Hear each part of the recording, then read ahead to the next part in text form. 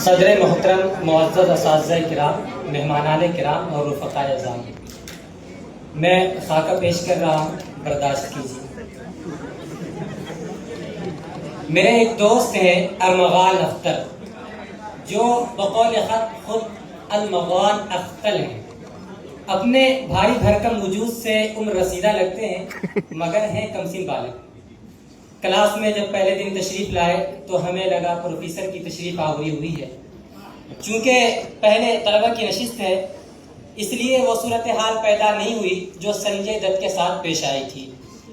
اپنے عظیم الجثہ ہونے پر شاکی رہتے ہیں، بار بار مجھے اپنی 2 سالہ پرانی تصویر دکھاتے ہیں اور کہتے ہیں سفیان میں ایسا نہ تھا۔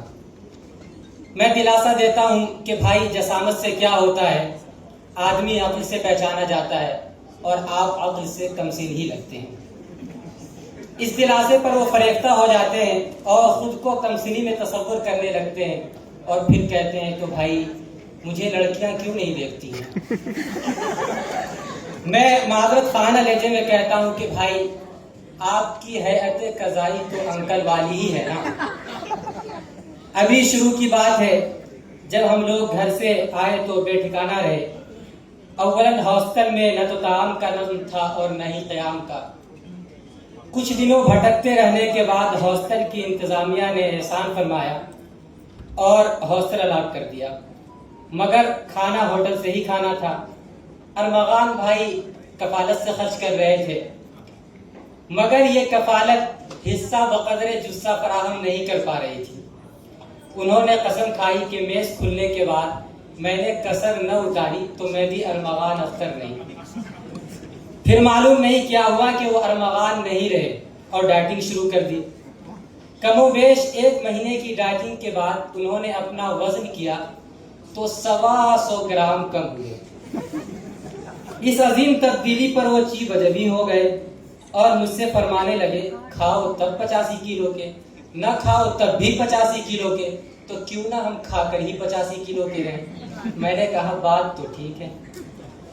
ایک دفعہ میرے کمرے تشریف لائے، میں کال پر مصروف تھا، دروازے پر کھڑے رہے، میں نے کوئی توجہ نہیں کی۔ پھر خود ہی فرمانے لگے ابھی آپ بزی لگ رہے ہیں، میں پھر آتا ہوں۔ میں نے اشارے میں جواب دیا کہ ٹھیک ہے۔ بھائی انس سے کہنے لگے کہ وہ اپنے آپ کو سمجھتا کیا ہے، بلا لیتا ہے اور کہتا ہے جاؤ بعد میں آنا، میں اس سے اب کبھی بات نہیں کروں گا۔ یہ سن کر میں نے کہا کہ بات سنگین ہے۔ میں نے فوراً کال ملائی اور کہا کہ تشریف لائیے، تو فوراً تشریف لے آئے۔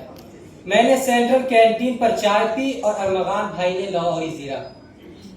چائے اور لاہوری زیرہ سے یاد آیا کہ میں نے بہت سے کافرین چائے کو مسلمان کیا ہے کہ یہ کم وقت ہے ہی ایسی چیز کہ چھٹتی نہیں ہے منہ سے یہ کافر لگی ہوئی۔ مگر ارمغان بھائی اس حوالے سے ایسے معلوم ہوئے جیسے خدا نے ان کے دل پر مہر لگا دی۔ ایک دفعہ ذاکر نگر سے چائے پی کر آ رہے تھے کہ محبوب نگر والی گلی سے ایک مرسڈیز آتی ہوئی دکھائی دی۔ ارمغان بھائی کہنے لگے اتنی چھوٹی گلی سے بھی اتنی بڑی اور قیمتی گاڑی نکلتی ہے۔ میں نے تجسساً پوچھا جہاں بنا یہ گاڑی کتنے کی ہوگی؟ فرمایا کہ نہ کم از کم تو 2 کروڑ کی۔ میں نے عرض کیا کہ آپ کو نہیں لگتا کہ ہم بہت غریب ہیں؟ فرمانے لگے ہم تو سائیکل ہی افورڈ کر سکتے ہیں، وہ بھی سیکنڈ ہینڈ۔ جہاں والا آج کل اپنی حسن کاری میں لگے ہوئے ہیں، مجھ سے پوچھنے لگے کہ میں کلین شیو کروا لوں؟ میں مولوی آدمی، بھلا اس کا مشورہ کیوں دوں؟ میں نے کہا آپ چھوٹی چھوٹی داڑھی میں اچھے لگتے ہیں، اس لیے کہ کلین شیو کا ارادہ رکھنے والے کو اچانک مولوی تو نہیں بنایا جا سکتا ہے۔ انہوں نے میری نگاہ کو معیار حسن قرار دے کر خشخشی داڑھی رکھ لی ہے۔ اب آپ بھی نظر کریں اور بتائیں کہ کیسے لگ رہے ہیں، پتہ نہیں کہاں ہے۔